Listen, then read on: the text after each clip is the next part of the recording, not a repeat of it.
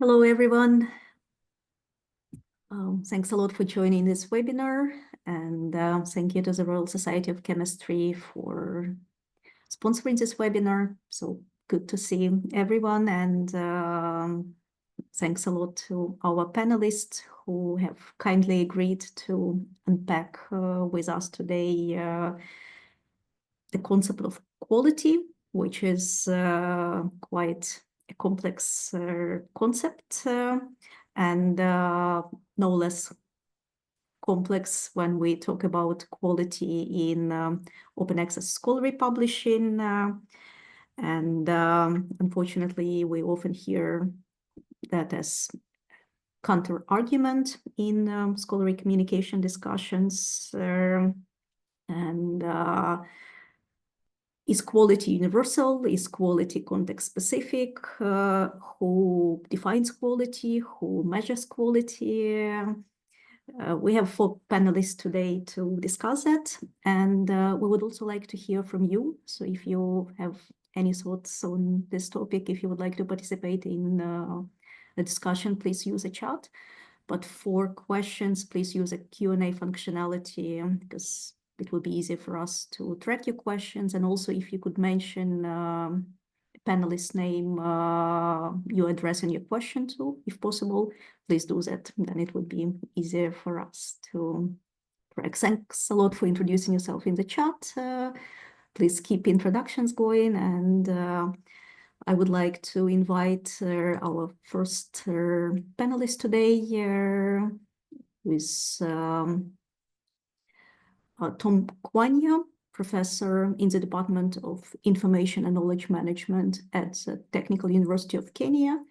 And he's currently also serving as a director of the School of Information and Social Studies. So over to you, Tom, to kick us off. Thank you. Thank you. Thank you, Iryna, for the nice introduction. And I'd just like to say I am quite delighted to be here this afternoon, evening, morning, depending on where you are. And I'm joining from Nairobi, Kenya, and we'll be sharing a few insights in terms of the perception of quality of open access journals and publishing from the context of sub-Saharan Africa, and focusing majorly on the perspectives of scholars who may include academics and also researchers.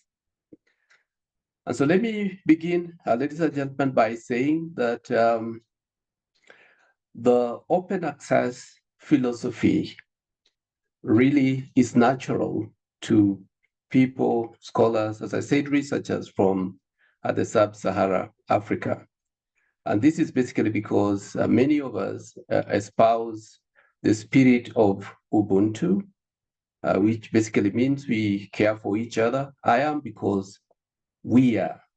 And therefore, sharing research and scholarly products is equally natural. So many of us find it easy to share and to collaborate with other researchers and other people in the audience that would be interested in the research that we produce and publish. And having said that, then it also means, or actually it follows, that there are many scholars or institutions in sub-Saharan Africa who have actively embraced open access publishing and open access journals.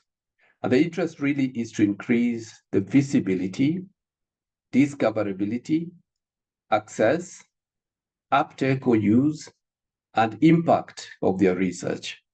And therefore, the focus really is to ensure that these channels of publication are able to take the research products from the researchers' hands and take them to the audiences in the easiest and most impactful way. And open access journals, open access publishing channels really support this kind of effort.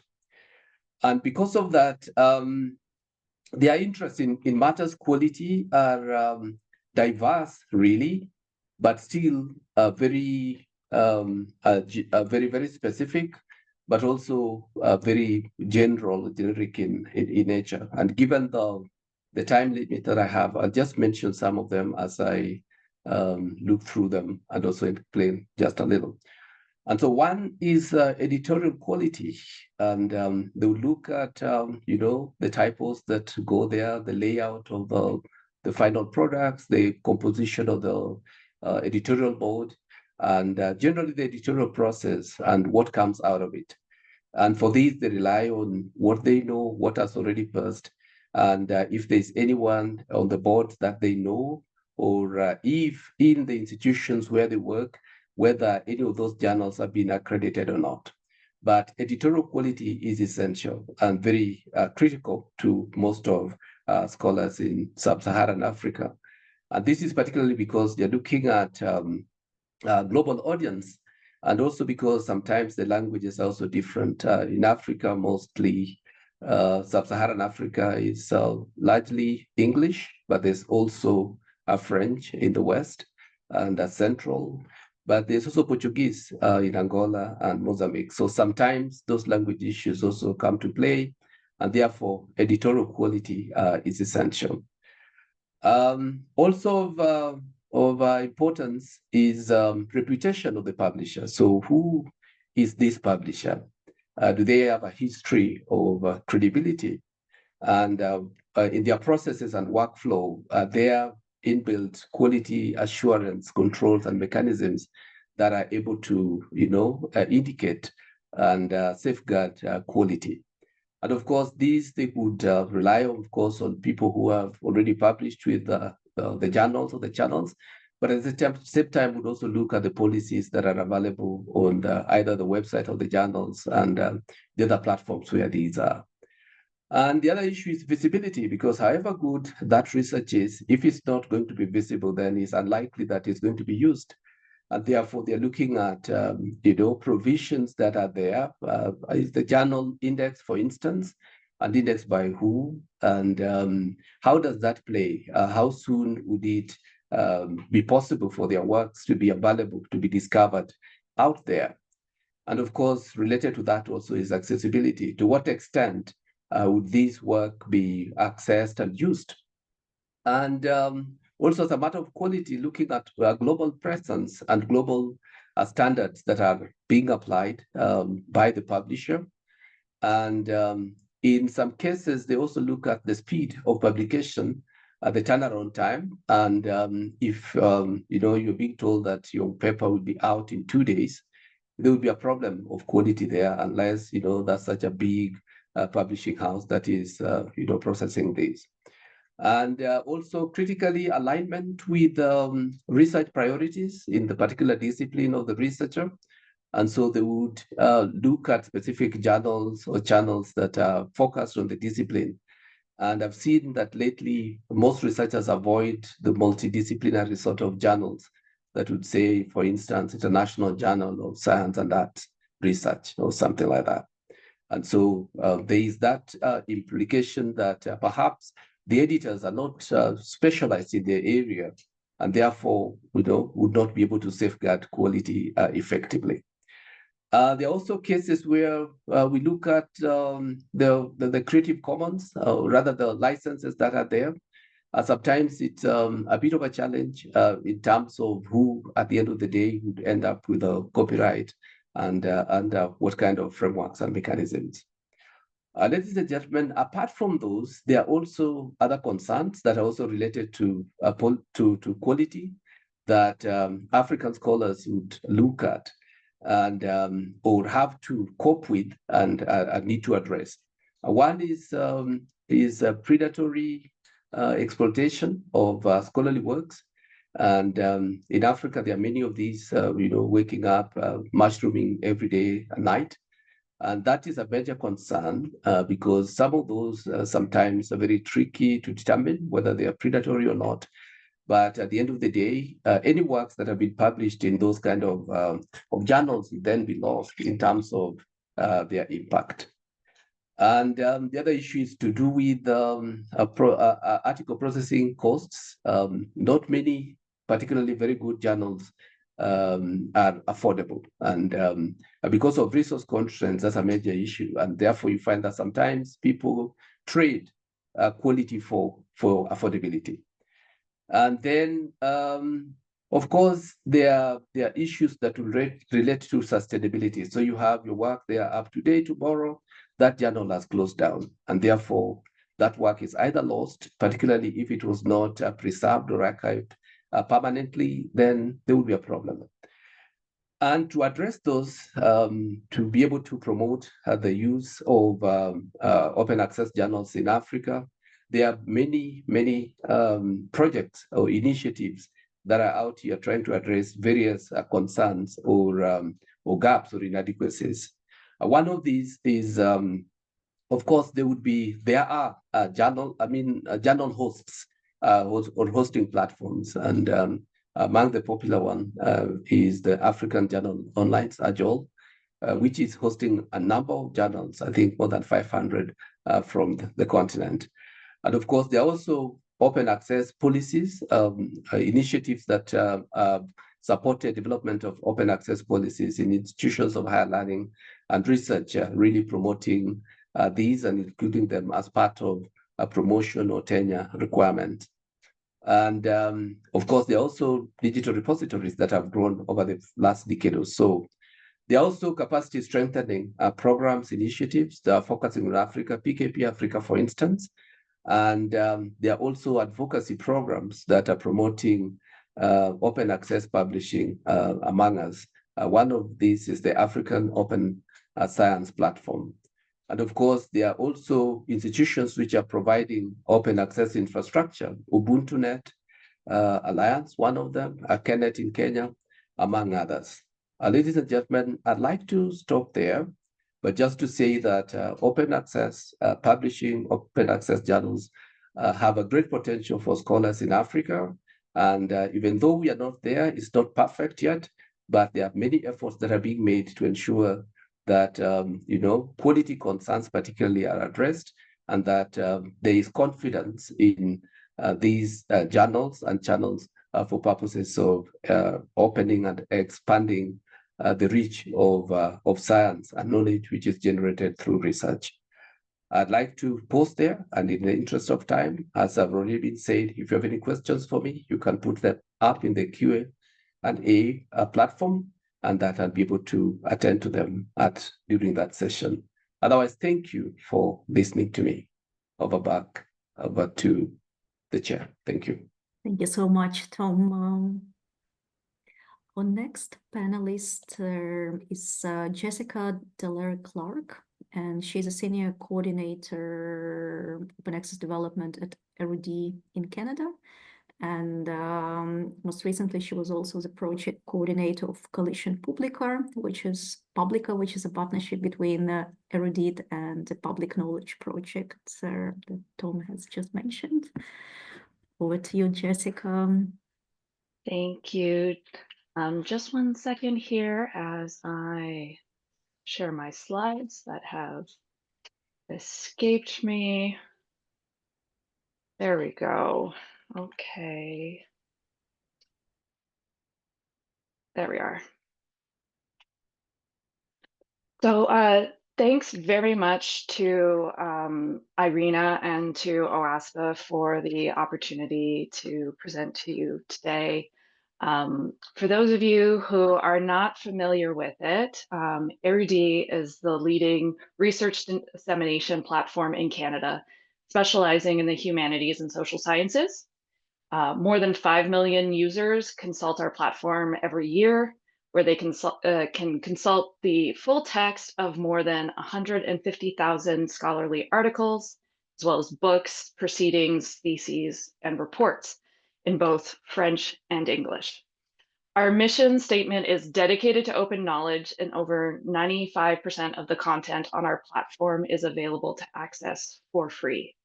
We are university-based, backed by a consortium of Canadian universities formed by the Université de Montréal, Université Laval, and the Université du Québec à Montréal. We just recently became a member of OASPA, so you'll be hearing more from us soon. My remarks today are inseparable from our context here in Canada. We are a bilingual nation with official languages in English and French. We have a strong tradition for public funding of research, including specific funding programs for scholarly publishing. And that's part of the reason why we have a high percentage of Diamond OA journals already operating inside the country. One of the questions that we were asked to answer today is what do researchers expect from open access journals? My initial response is, well, they expect the same things that they would of non-open access journals. They want to know that their work will be rigorously reviewed, that it will be well indexed and disseminated, that the journal is providing clear copyright and licensing policies, clear instructions on how to submit, and easy flow of contact with the editors during the publication process. The journal has a reliable institution behind it, and that by publishing their article in this journal, that they'll receive recognition from their colleagues, their institution, and their funders. Bottom line is editorial professionalism and research quality does not really depend on a journal's access model. But I would argue that researchers might choose to publish in OA journals and come to them with a few additional expectations. By publishing in an OA journal, that they are looking for increased visibility and broader research readership for their research. Of course, open access allows for a global reach for their work, the only barrier for access being access to the internet itself. And they might be looking for communities outside of academia to be able to access the work, practitioners or policymakers in various fields. There's also a well-known citation advantage for open access articles, and researchers sometimes also have to meet specific funder mandates around open access. And I'd say that there's another layer of unique expectations on open access journals to do with financial transparency. For a journal that operates in open access by charging APCs, that would obviously include listing those charges publicly, explaining if there are any waivers or reductions to those charges under certain conditions. But I would say that all types of open access journals, there's a transparency of a clear accounting of the journal's operational costs. And it seems, at least in my perspective, that that sort of transparency is rarely expected for journals or publishers that operate on a fee-for-access basis. Which brings me to the special case of Diamond open access journals, which are the majority of the journals, scholarly journals that we work with. They need to meet all of these expectations, both the regular expectations of scholarly publishing, as well as the special expectations of OA publishing on a limited budget. Plus, in order to sustain their operations, they have to invest significant time and effort in managing and recruiting volunteer editors, maintaining their grant funding, if that is something that they are lucky enough to have access to. And they also have to engage the various partners that support the journal, whether that's financially or through some sort of form of in-kind support. That could be their institution, their department, their library, a scholarly society, or some other form of sponsor. Which brings me to the second question we were asked, which is, are there regional differences that influence the perception of quality? And I'd like to note that Diamond open access journals have been shown to have a particular strength in terms of language diversity. In my opinion, that is a unique and very valuable characteristic of Diamond Open Access journals, but it can be something of a double-edged sword. For better or worse, English is the lingua franca of research communication at this moment in time. And as a quick aside, as the term lingua franca should show us, being a Latin term about French as a diplomatic language, the supremacy of a particular language is entirely historically contingent. The bias between or the bias against non-English publications in research seems to stem from the use of some specific indexes as a proxy for quality. I'd like to look at two different points on that. A recent analysis of the prevalence of English in the Web of Science and Open ALEX, conducted by a team that included my colleague, Lucia Cespedes, who also helped enormously with this presentation. Thank you, Lucy. Their analysis showed that 96% of the content indexed in the world in the Web of Science is in English, while Open ALEX, a much more inclusive index, showed around 68% once language metadata accuracy was validated. While Open ALEX's representation of other languages is better, it's still nowhere near the global distribution of language. And to add to that, I'll share an anecdote. A few years ago, I was chatting with a library publisher who was helping a journal apply to Scopus. The journal itself was established to publish French language research on literature, cultural history, translation, and communication studies. It understood that a requirement of being indexed in Scopus is to provide English titles and abstracts of all articles, and it wasn't prepared to do this.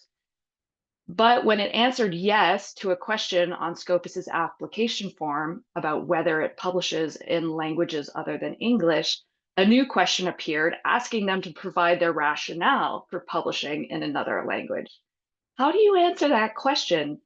Because other languages exist? Because we live, work, and think in this language? These sorts of exclusionary practices around language in indexing unfortunately have the effect of making non-English publications seem lower quality when, just like open access, language does not necessarily have any bearing on the quality of research. With these challenges in mind, Arity is committed to supporting open access publishing and language diversity in research.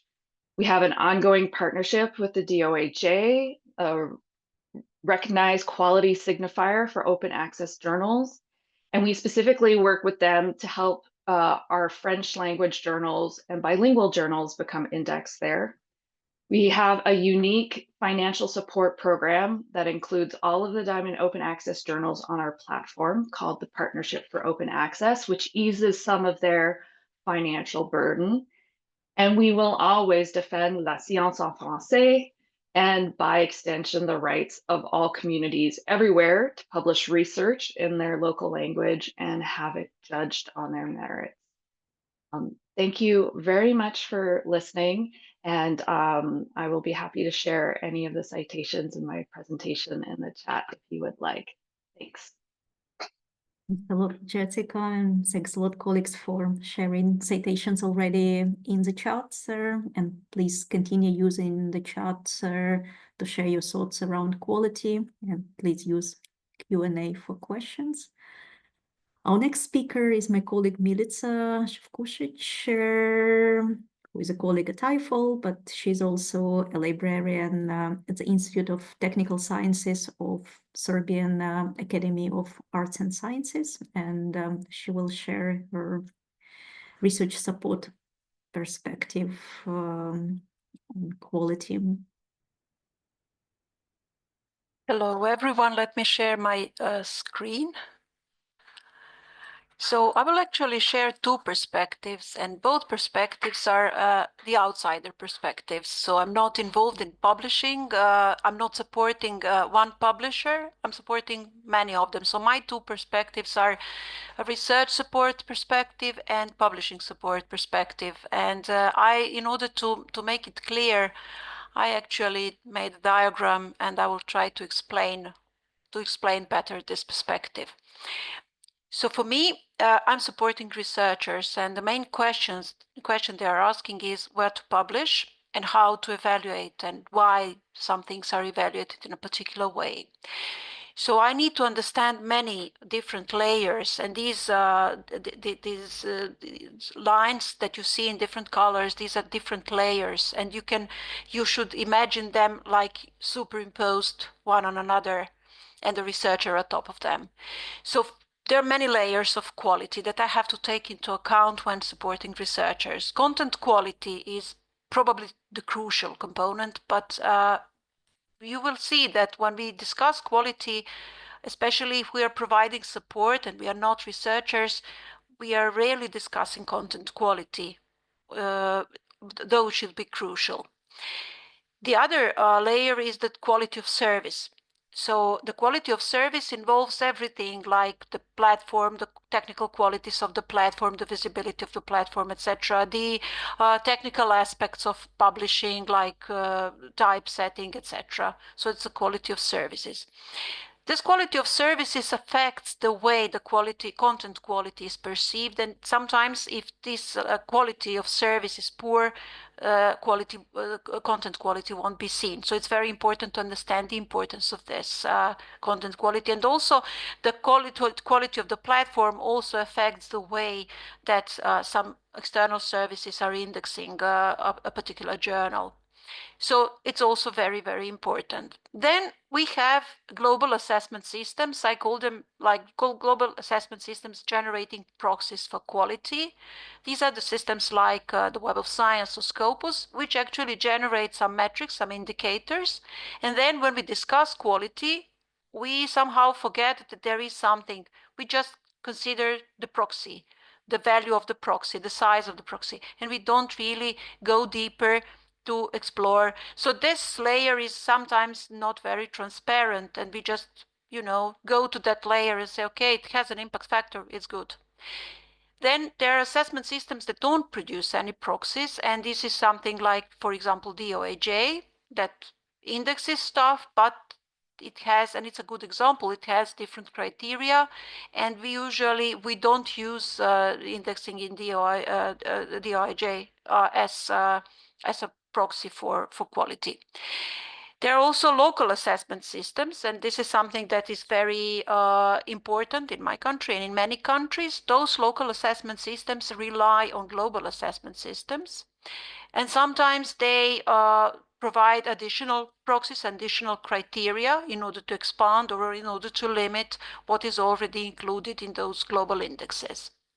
Then we have community-maintained whitelists. Sometimes the owners of those lists are not really transparent, but we also need to take them into account. And we also have blacklists, the so-called lists of predatory journals, suspicious journals, etc., that we also need to take into account. So even if there are some false positives, and even if some journals are included in those lists and they shouldn't be included, we need to explain to our users, researchers, why a particular journal is still relevant, is reliable, although it's featured in some blacklists. And then also we have some community perceptions of quality that are present on a national level or on a disciplinary level, and researchers also take them into account. So that if the colleagues say, well, this is a good journal, they will sometimes disregard everything else and say this is a good journal because the colleagues say. So when I'm trying to help researchers, I have to take all these things into account and to dig deeper and to actually see whether there is this essential quality, content quality, and the quality of service, because this is what really matters. When I'm supporting publishers, the perspective is a bit different. So we have almost all of these components, but in the previous case, researchers don't really analyze the editorial quality. They don't really analyze peer review. Okay, there is peer review, but they don't really analyze the quality of peer review. So here, those layers become more visible. And a research community has a kind of a different role, because research community provides input into the process. They are authors, they are reviewers, etc. All these lists, proxies, etc., are also involved, because journals often shape their editorial policies, their MSS scope, etc., their strategies, dissemination strategies to those to the requirements of those external indexes and lists. But here we also have to take into account some other layers, like funding and in-kind support provided by institutions and governance. So when I'm giving advice to them, I have to take into account the resources they have, and this is support provided by institutions, governance, funding, research community, etc., in order to explain to them how to make a best use of this to actually achieve quality. So, for example, how to engage the community in order to achieve better submissions or better peer reviews, etc. So these are my external positions. As I'm a very practical person, I usually try to provide practical advice, and I will mention two resources that are useful for me, and I think that this can also be useful to the others, and they are both let's say new. One is Diamond Open Access Standard, because EIFL is involved in the DIAMAS project. It's a European project, and it defined this standard based on an analysis of more than 70 existing frameworks and criteria for quality, different ones. We also included those commercial databases that create proxies. And there was an analysis, there was community support, several rounds of community support and discussion, etc. And the project came up with a framework that has several core components that are identified as the core components of publishing. And it is very important for me. This is crucial, because this is a granular approach to quality. So it doesn't take into consideration all the editorial quality, which is the focus of editors. It doesn't take into account only the business model, or I don't know, some impact factors and metrics. It takes into account all of those 7 core components, and some of them are very important. For example, equity, diversity, inclusion, belonging, etc., multilingualism, as already mentioned, they're very important. We need to be aware of them. And how it is structured. So it is a kind of a set of requirements. Some of them are required, mandatory, and the others are desired. And they are shaped like those short statements. And they're accompanied with guidelines, etc., and the materials are still being produced. There are short statements that say what a journal should do, and some of these are required and the others are desirable, either because they're not that important or because they are not feasible at the moment for many journals. This framework was actually used as a starting point to develop. So this framework is intended for publishers and their service providers, and it can also be used by libraries supporting publishing services. But we used it as a starting point to develop a guide for researchers and librarians. So we actually took this granular approach, and in EIFL we developed a guide that is, I will show you in a moment, covers all these topics. And for each of these topics, you can expand and see the explanation, a piece of advice that looks like this. So a journal must publish scholarly content and contain original research articles.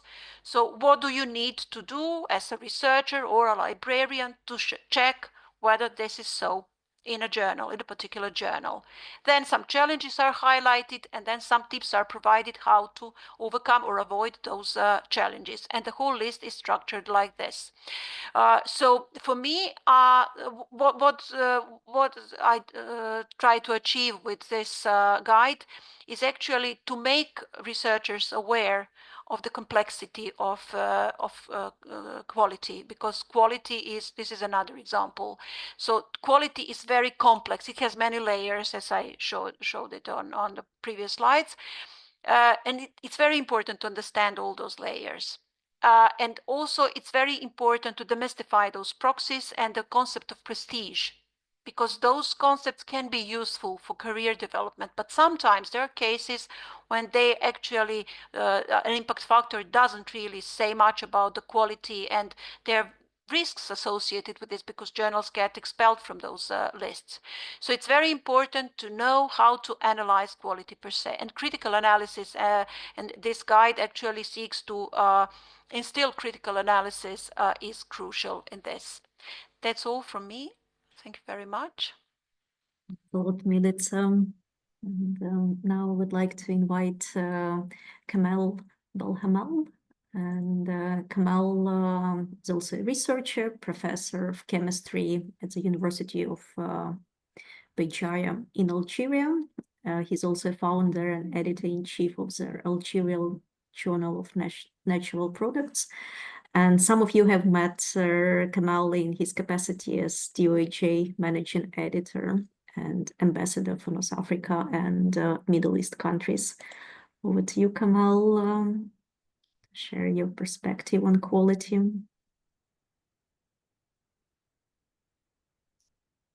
Hello, I share my screen.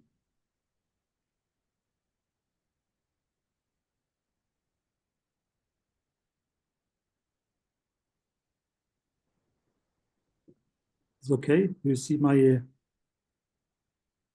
Yes, we see your slides, and it's in presentation mode. Please go ahead. Thank you.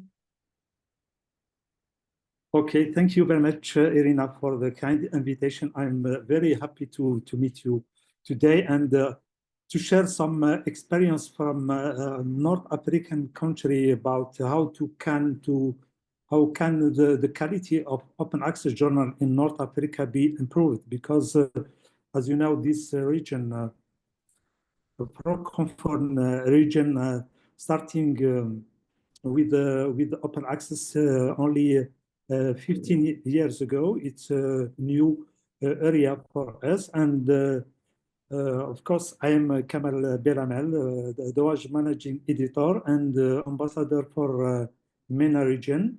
I start with the DOAJ Science to 2016, and I also ambassador for MENA region as DOAJ ambassador. So I want to share my small experience about case studies of open access journal in North Africa. So outline of this my presentation. So I have to share an overview of open access in North Africa, and also give some regional initiatives, also the regional challenges to quality, and also a quality indicator for open access journals. Of course, we give some solution for the improvement and how to practice, to have a best practice for stakeholders and future outlines. As you know, the concept of quality in open access publishing refer to the standards and the practice that ensure scholarly work is credible, reliable, and impactful, while also being freely accessible. Quality in open access is multifaceted and encompasses both traditional academic rigor and unique consideration tied to open access models. Of course, to my opinion, there are about 4 pillars for the quality. So the first pillar is the academic rigor. What we mean by academic rigor, so the peer review, it's the first thing we start when we publish our journal with high quality. So the quality open access journal adhere to rigorous and transparent peer review process. It will be a blind or double blind or open peer review to validate research validity. Of course, originality and significance. A reputable open access journal like, for example, PLOS as an open access platform, much scraps journal in review standards. Of course, in academic review, we can also take in consideration the editorial oversight. For example, the Caliphate editorial board with expertise in the field ensure ethical practice and reject low quality submissions and maintain journal integrity. As you know, that most editor-in-chief of open access journal in our region, North Africa, most of them are volunteer, and the journals are academic, published by the university, by scholars and some foundation. So the second pillar, to my opinion, is the ethical practice. As you know, that to have a good quality, you have a transparency, means clear clauses for fees, because some journal ask for fees. Authorship criteria and conflict of interest must be clearly, and the license example like Creative Commons. Also avoid predatory practice. As you know, this movement of open access is touched by some bad practice. Is the exploitative predatory journal that prioritize profit over scholarship, often biasing peer review. Also, tools like Directory of Open Access certify the ethical open access journal. We in the Directory of Open Access journal, there is a team quality. When the study, they have a tools like to certify the ethical and open access journal. Research integrity, also to add the adherence to guidelines on plagiarism, data fabrication, and reproducibility. Also, COP committee on publication ethics. Of course, the third pillar is the impact and the research visibility, also, and accessibility, citation and social impact. Of course, we have the fourth pillar is the technological and archival standards. When we speak about equality, you have to speak about digital preservation. Most of journal from North Africa and Africa, they have can disappear in a short period. So the reliable platform ensure long-term access and prevent. Of course, link root or trusted repository like PubMed and, for example, archive open access content. So those are a pillar for the quality. As I told you, that I have to share some overview from open access in North Africa. The current landscape in North Africa, growing a number of open access journal, about 2,000 open access journal only in the North Africa, managed by some platform, for example, Algeria, Algerian Scientific Journal Platform, a Portal de Revue Scientifique Marocaine Prism, and Periodique Scientifique Tunisienne. Also, there is a new platform, Libyan Scientific Journal Platform, and also journal from Tunisia. As I told you, that North African, the North Africa countries, the dominant language is Arabic and French. So the visibility for those open access is very low. Regional drives demand for local visibility because they publish most of them in Arabic, and they have low visibility because they are not indexed in many trusted platforms. So government and institution push for open access. we see recently, in a few years ago, many initiatives from High Ministry of Education in Algeria, Morocco, Tunisia, and also in Egypt, recognize the importance of open access and take steps to encourage its adoption.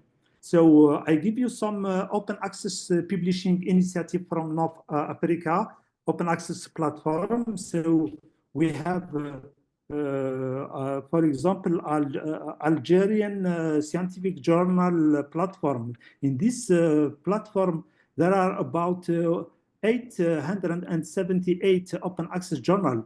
However, from those 800, only 28 open access journal indexed in Dallaire. So it means very, very low indexing in the standard or international platform.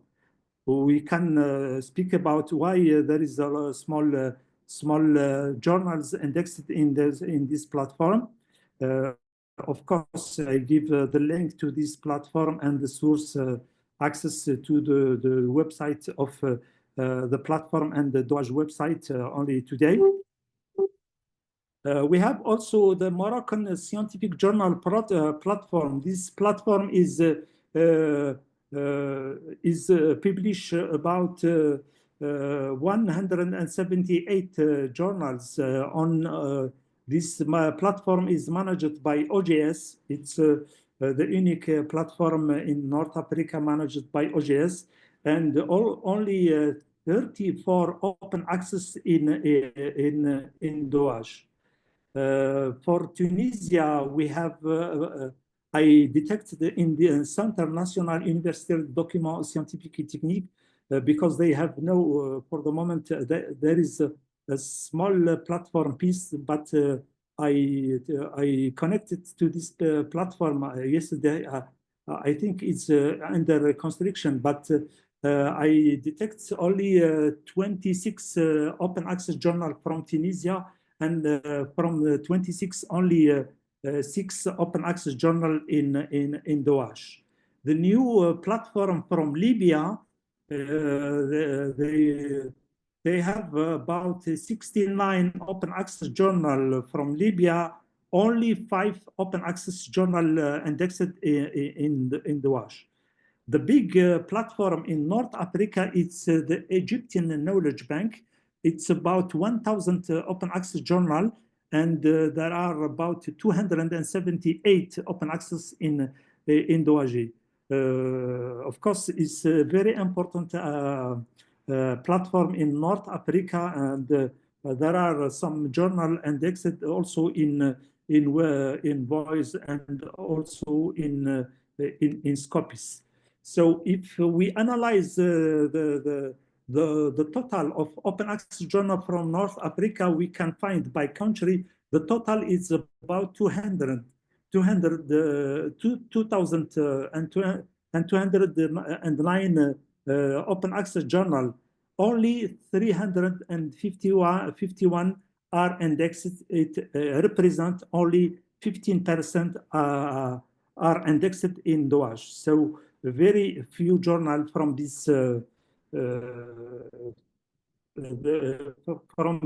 region. Of course, when we speak about quality, we can speak about challenges to quality fasting open access in North Africa. First of one is the financial constraints, because we are limited by funding research. As I told you, for example, in North Africa, in Algeria, most journals are funded by the government. So funding, there is no private funding or, for example, private company. About all those journals are published by universities and some schools, high schools, and foundation. A lack of institutional support is very lack of awareness and of advocacy. As I told you that most of editorial board are volunteers without compensation, so are doing a job without receiving any compensation. So they they doing things only for their CV to improve their CV or for prestige. Of course, there is a cultural and language issue.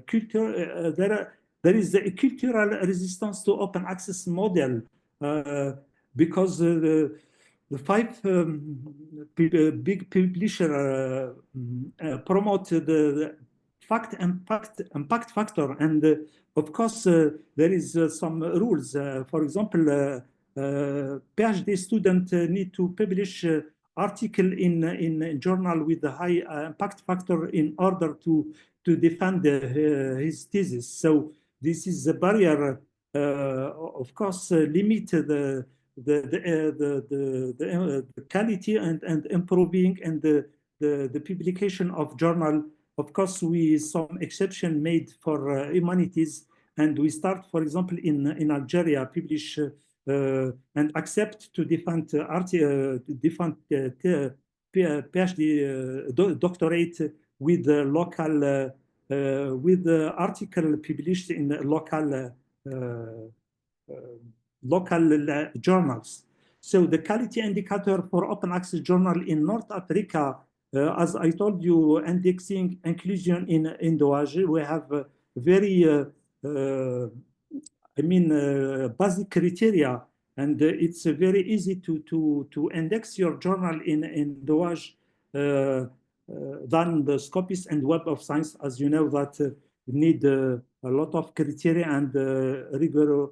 But in the DOAJ criteria, the criteria are very simple, and of course we can include and support to journal from Africa to be visible and indexed in this directory. Peer review, of course, we have transparency processes, and as I told you that the problem with the peer review, the quality, as many journals don't have, for example, plagiarism software to detect this, for example, with the advancing of artificial intelligence, we have a seriously big problem, and the journal need to have some tools to detect this plagiarism. So the transparency peer review is very important. The visibility and citation almetric and international authorship is also important.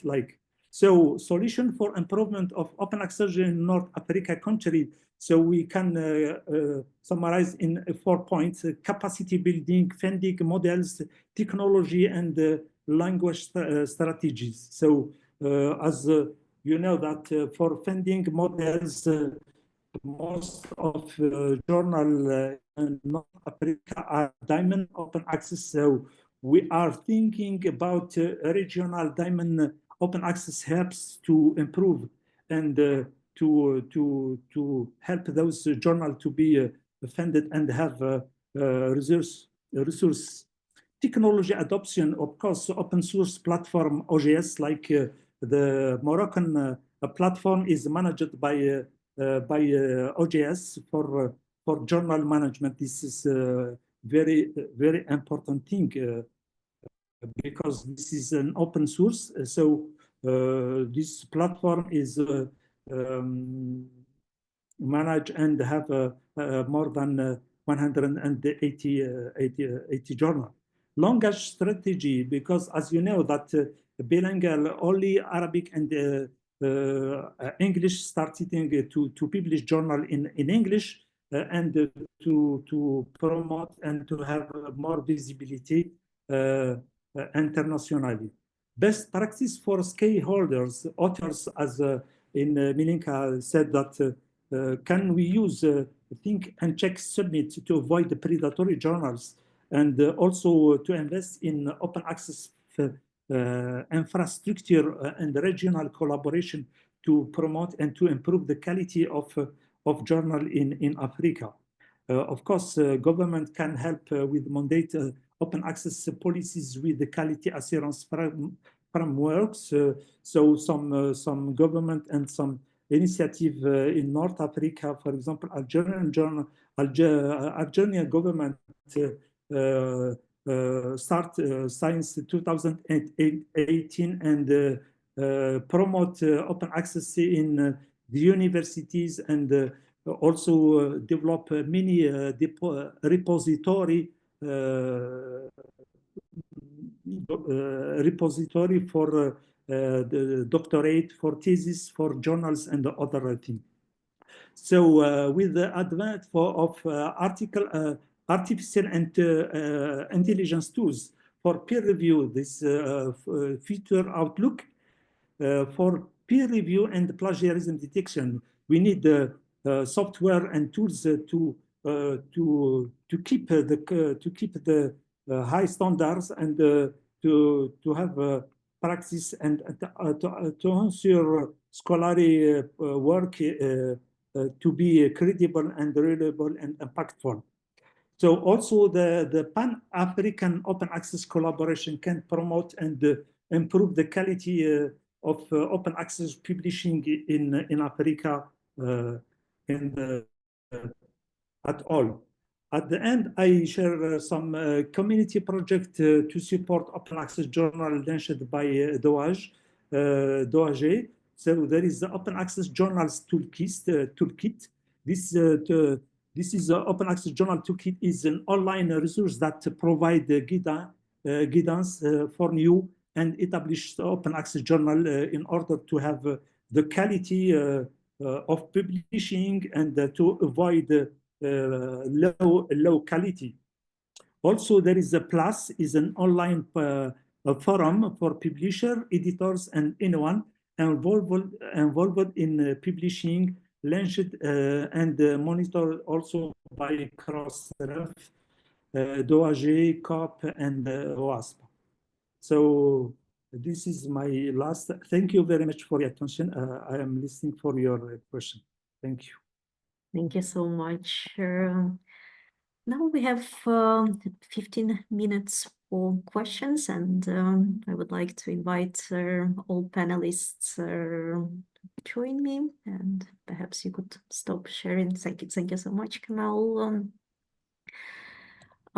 We have a number of questions, and I think they could be grouped in topics. So some questions are around funding models, then there are questions about platforms, and there are questions about predatory publishing.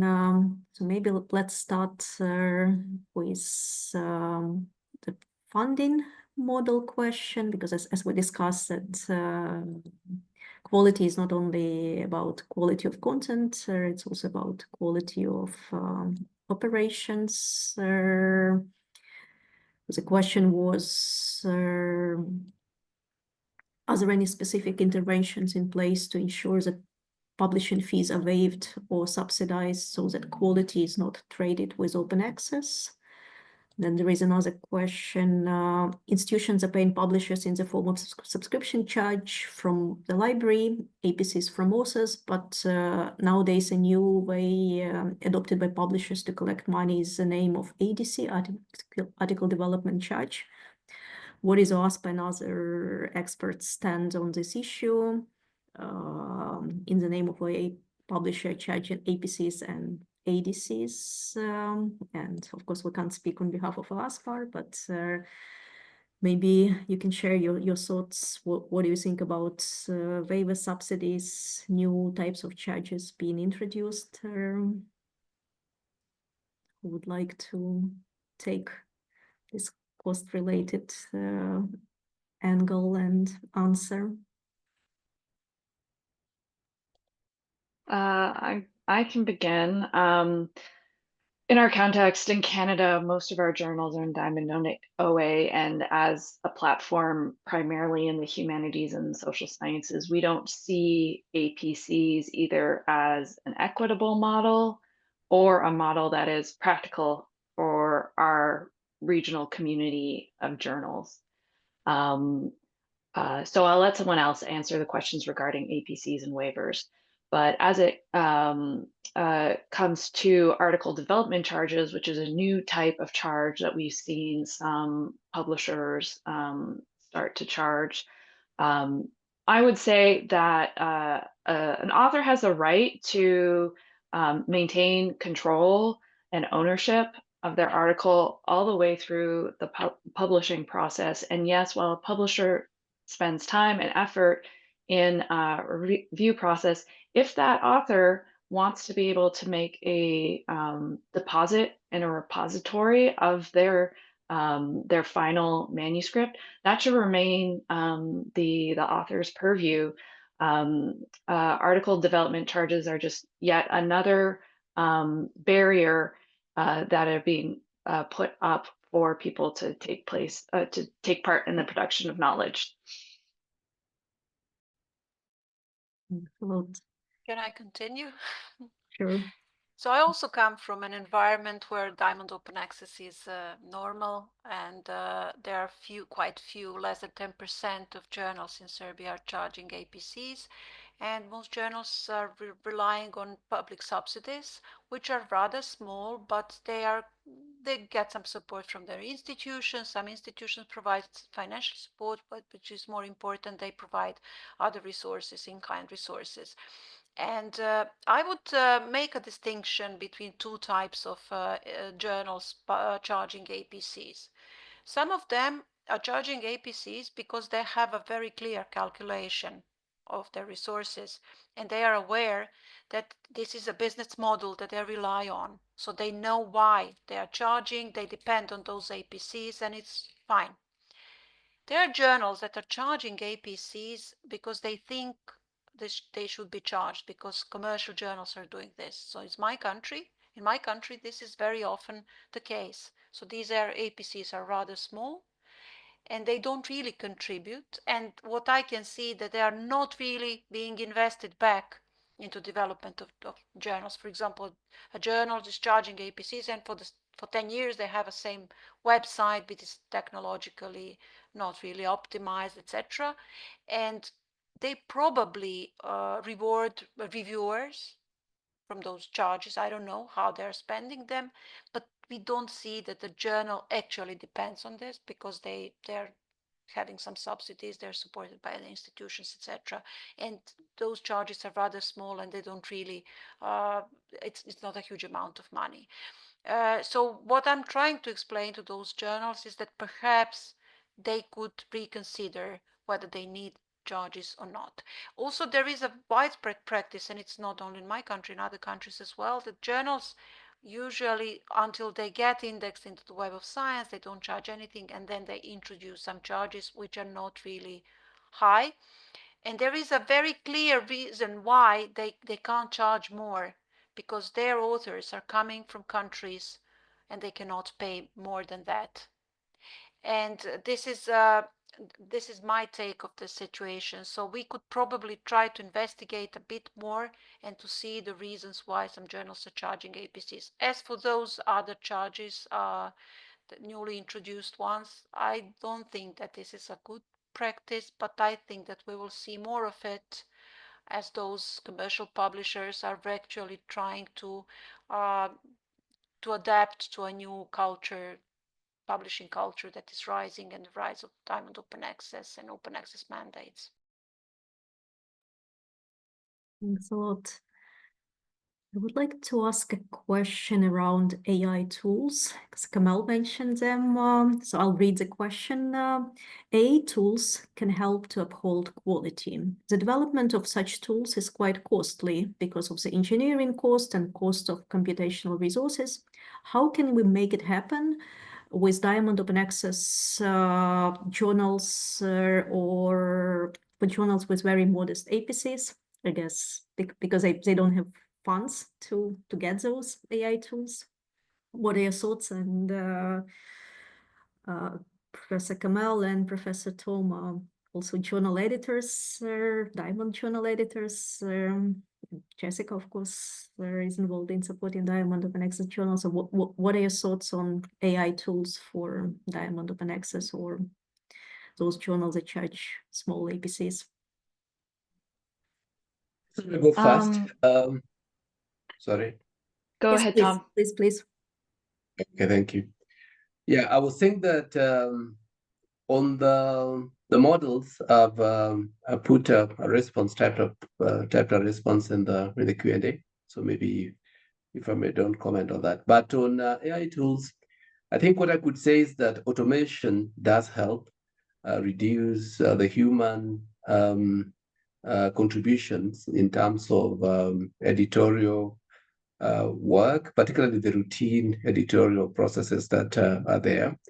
And therefore, my view is that AI tools as systems for automation would be helpful, because many of the people who support Diamond Access Publishing, particularly in this part of the world, are basically volunteers. And that means that their commitment levels are quite low because they're doing something else for a living. They have a day job somewhere else.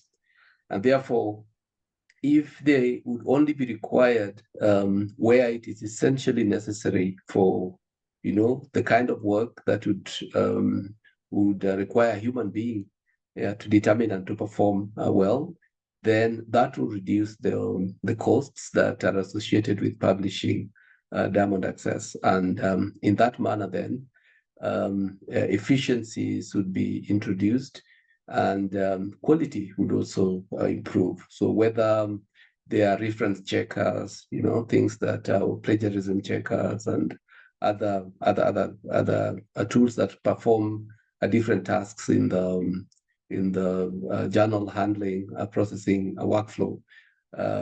Yeah, they would help. That is my take. Thanks a lot. Would anyone else like to add? Kamel, please. I think, of course, artificial tools, AI tools, can help and improve the quality of the open access journals. But as in your question, those tools are very expensive, especially for African journals. They are starting, and most of those journals, they haven't already policies. We have to think first about policies and the use of those tools. Of course, when reviewing articles, and also when use those tools for detecting, for example, plagiarism, it's okay. It's these tools used actually by most of open access journals in North Africa, but we have the big problem with the cost of those tools. We cannot buy those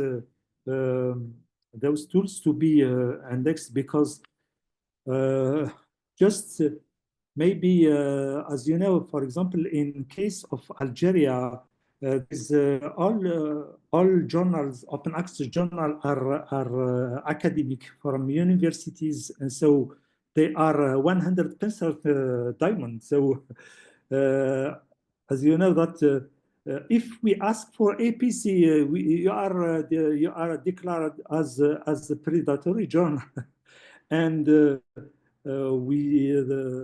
waiting or the support and funding when we have this fund to have those tools to improve the quality, I think it's a good thing. So they detect, as you know, the region, they have a big issue with the plagiarism in our region. So artificial intelligence can help very much the process, the workflow, especially when using review and when using peer review to adhere to rigorous and transparent peer review process. Thanks a lot. I would like to take one more question from our colleagues from Latin America, and I'll read it. One of the main issues in Latin America is legitimization of open access journals via the diamond route by the scientific measurement systems of the country's research assessment systems. What elements do you consider important to address this situation? How could diamond open access journals be part of research assessment systems? And yeah, I don't know, maybe Milica, you could share some examples from your region and from your country.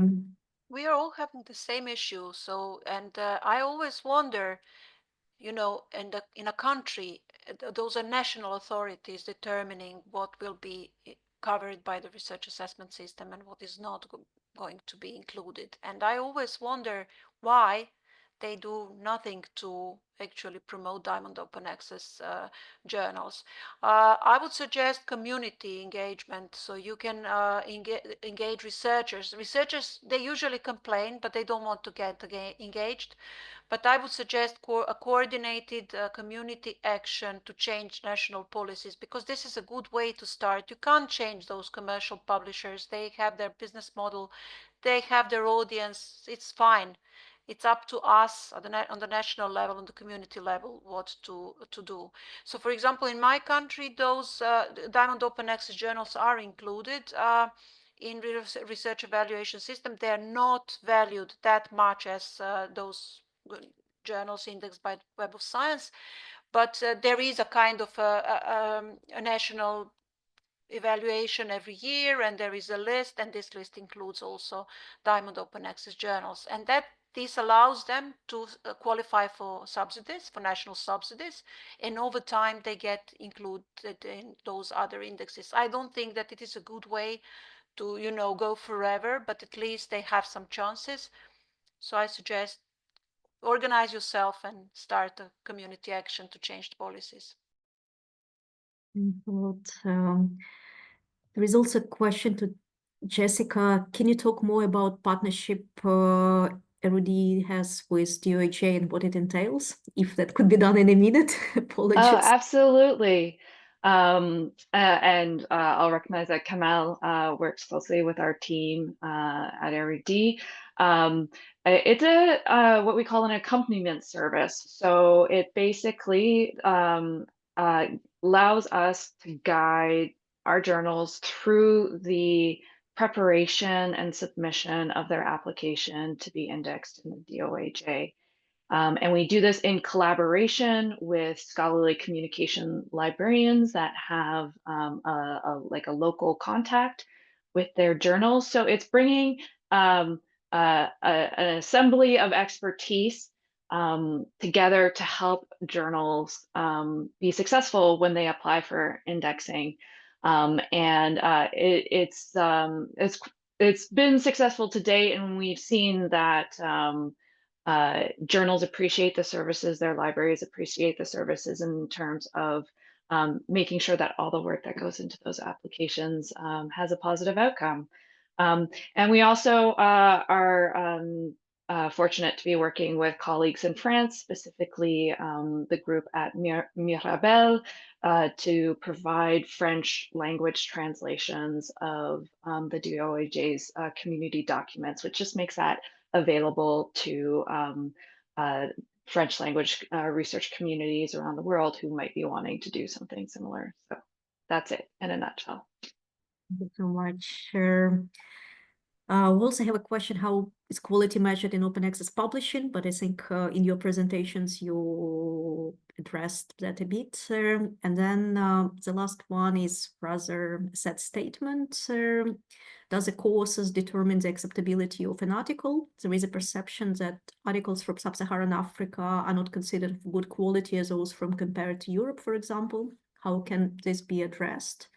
And I guess this can only be addressed if all journal editors would be conscious that it's an unacceptable situation and wouldn't let it happen. And thanks for reminding that this is still happening. And I hope it's not happening among WASPA members, and it won't be happening in the journals of editors who are joining us today. Thanks a lot, everyone, for joining this session. Thank you so much.